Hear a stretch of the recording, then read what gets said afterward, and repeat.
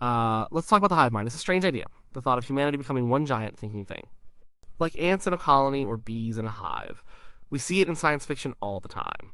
Sometimes it's a paradise of perfect understanding. More often, it's a nightmare of lost identity. A future where I doesn't exist anymore. Only we. Could it actually happen? Could we, the messy, individualistic, argumentative primates that we are, evolve into a single, connected consciousness? The answer isn't a simple yes or no. It depends on what you mean by evolve, and it depends on what you mean by hive mind. There are a few ways this could go. One path is biological, the other is technological. The biological path is slow, ancient, and probably not for us. The technological path is fast, new, and we're already walking on it. First, let's get a clear picture of what a true hive mind looks like. Forget the movies for a second. Look at nature. Look at an army ant colony. It's a superorganism. It behaves like a single creature. Millions of ants work together with a unity that is almost terrifying. They build bridges with their bodies. They hunt in coordinated waves. They care for the young and protect the queen. No single ant is in charge. There's no general giving orders. The queen just lays eggs. The coordination comes from something else. It comes from simple rules, chemical signals, and instant communication through touch and scent. Each ant is a simple node in a massive decentralized network. It doesn't have a sense of self. It doesn't weigh its options or dream of a different life. Its purpose is the colony. Its identity is the colony. If it dies, the colony barely notices. It's just a cell in a larger body. That's a true hive mind. It's a total submersion of the individual for the good of the whole. The whole is the only thing that matters. The individual is expendable. The individual is, in a very real sense, not even there. So, could we evolve into that biologically? The short answer is almost certainly no. Not in any time frame that matters to us. Evolution works through natural selection. A trait has to help an organism survive and reproduce for it to be passed on. For millions of years, human evolution has been on a completely different track. We succeeded by being clever, adaptable individuals. Our big brains developed to handle complex social situations. To cooperate, yes, but also to compete, to deceive, to form alliances, to build a reputation, to be a distinct self. Our entire sense of consciousness is built around being an individual. I am hungry. I am afraid. I love you. That's the core of our experience. We are profoundly, fundamentally selfish. And that's not a moral judgment. It's a biological reality. The genes that made it this far are the ones that were good at looking out for the survival of their individual host.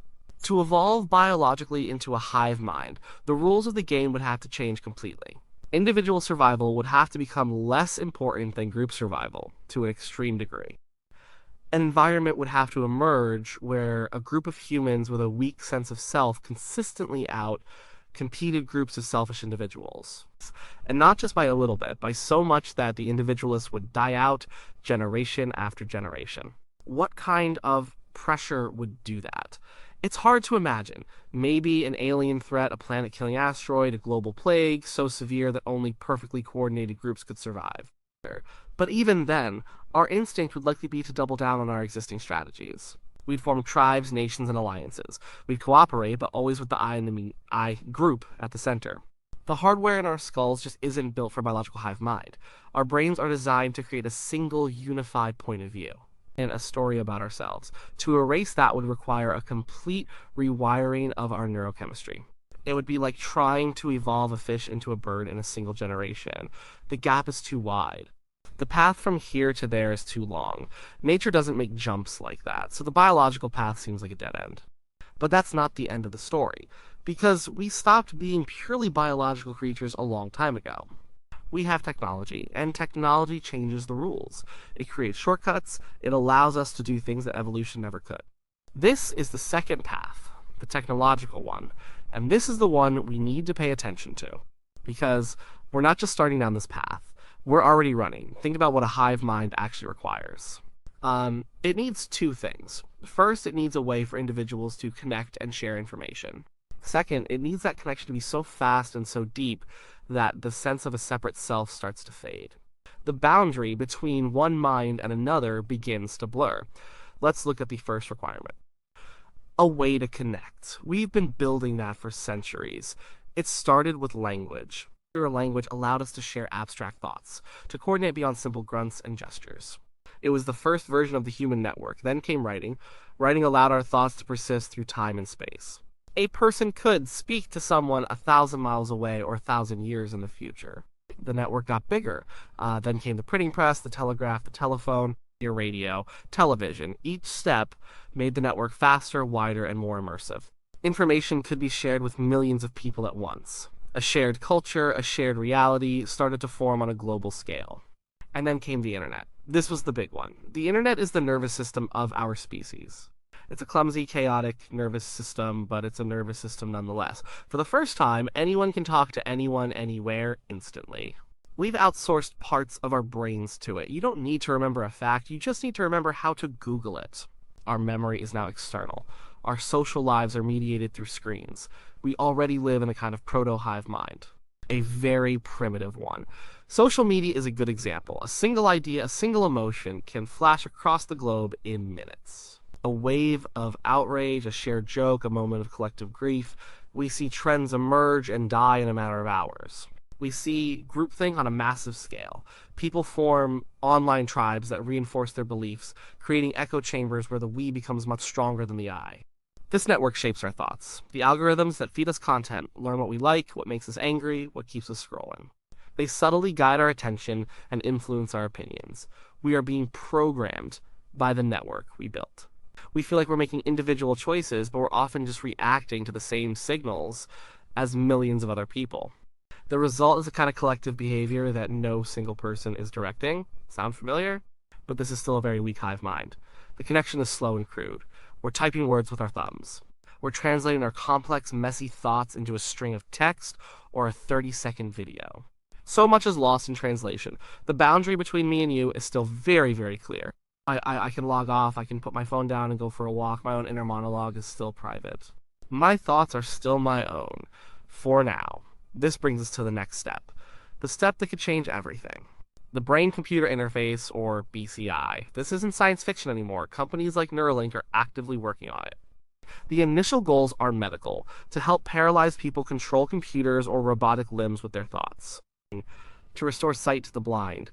These are noble goals, but the underlying technology is what matters for our question. It's a device that can read signals directly from the brain and, eventually, write signals back into it. Let's follow this technology to its logical conclusion. At first, it will be clumsy. Maybe you can type an email just by thinking about it, a huge leap, but still a translation of thought into language. The real revolution comes when we can skip the language part. Imagine two people with advanced BCIs. What if you could send a concept directly to someone else's brain? Not a word, but the actual idea itself. Imagine a painter trying to describe a new shade of blue. Words fail. But with a direct link, they could send the pure experience of that color directly into your mind. You would see it exactly as they see it. Or think about an emotion. How do you describe the exact feeling of nostalgia you get when you hear a certain song? You can, but with a direct link, you could transmit the raw feeling. The other person wouldn't just understand your feeling. They would feel it too. This is the beginning of the end for the individual self. This is where the boundary starts to melt. If we can share thoughts, memories, and emotions directly, what happens to misunderstandings? What happens to loneliness? You would never be truly alone again. Someone could literally feel your pain. Empathy would be perfect. Cooperation on complex tasks would be seamless. A team of engineers could design a bridge by sharing a single, unified mental model of it.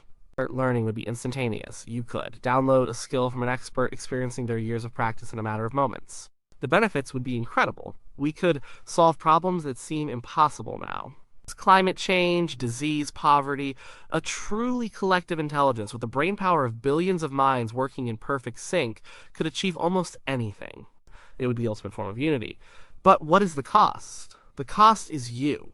The cost is I. If your thoughts are not entirely your own, who are you? If your memories can be shared, edited, or even deleted by the network, what is your life story?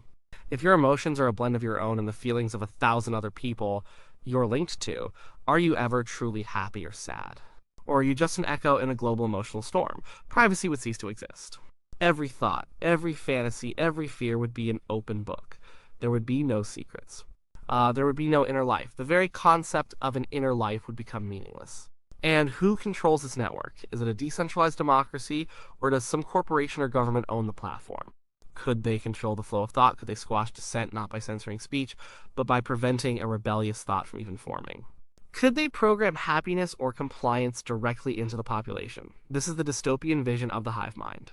A world of drones, a world without individuality, without art, without struggle. Art often comes from a place of personal pain and unique perspective. What happens when perspective is no longer personal? Love, as we understand it, is a deep connection between two separate individuals. What is love when there are no separate individuals? Would there even be a single consciousness for the hive? Or would it just be a massive, unthinking system like the ant colony, a collection of human bodies carrying out complex tasks with no one at home? No awareness, just pure, efficient function. That might be the most terrifying outcome of all. Not to be a slave to a queen, but to be a part of a machine that has no mind at all. This all sounds very far away, a distant future of brain implants and psychic links. But the transition might not be a single event. It might be a slow, gradual slide. A process we are already in. We are constantly choosing convenience over privacy. We let our phones track our location to get better driving directions. We let social media analyze our lives to get a more personalized feed. We trade a little bit of our autonomy for a little bit of ease. What if the next step in that trade-off is a BCI? At first, it will be sold as a tool of ultimate convenience. Never forget a name again. Learn a language in a weekend. Communicate with your loved ones without speaking. Each step will seem like a small, logical improvement. Each one will offer something we want. And with each step, the boundary of the self will get a little softer. We might not even notice it happening. We might welcome it. The feeling of true belonging, of perfect understanding, would be intoxicating. The loneliness and alienation that defines so much of modern life would vanish. In its place would be a constant, warm feeling of connection. A sense of being part of something bigger than ourselves. But is that a good thing? We are social animals, but we are also individuals. Our entire civilization, our art, our science, our philosophy is built on the achievements of individuals, on the clashes between individual ideas, on the struggle of a single person against the world. To lose, that would be to lose what makes us human. We are not ants. The glory of humanity is not in our perfect cooperation. No. It's in our messy, beautiful, tragic individuality. It's in our ability to be wrong, our ability to be different, our ability to stand alone and say no. In a hive mind, there is no no. There is only the consensus. There is only the will of the whole. Dissent is not just a crime. It's a biological error, a bug in the system to be corrected. So, could humanity evolve into a hive mind? Biologically, no. Our selfish, individualistic nature is too deeply ingrained. We are the products of a different evolutionary story. Technologically, yes, it seems not only possible, but plausible. We are building the infrastructure for it right now. The internet is the backbone. Social media is the early software. Brain-computer interfaces are the next generation hardware. We are forging the chains link by link and calling it progress. The real question is not, could we, but should we? And will we? Will we be able to resist the pull of total connection? Will we have the wisdom to set limits on this technology? Or will the promise of an end to loneliness, misunderstanding, and conflict be too tempting to refuse? Will we trade our souls for peace? I don't know the answer. I think we're at a crossroads. We are beginning to connect our minds in ways we never have before, and it's creating both incredible opportunities and terrifying dangers. We are seeing waves of collective emotion and groupthink that are tearing our societies apart. We are also seeing global movements for change that would have been impossible a generation ago. This is the chaotic birth of a new kind of human existence. It's not a true hive mind yet. Not even close, but it's the beginning of the path. Where it leads depends on the choices we make right now. It depends on what we value. Do we value the individual or the collective? Do we value freedom or security? Do we value the messy, unpredictable journey of a single life, or the smooth, efficient functioning of a perfect whole? Perhaps the future isn't one or the other. Perhaps we can find a balance, a way to be more connected without losing ourselves, a way to use technology to enhance our individuality, not erase it, a network that empowers the I as well as the we. But that's the optimistic view. When I look at an ant colony, I don't see individuals being empowered.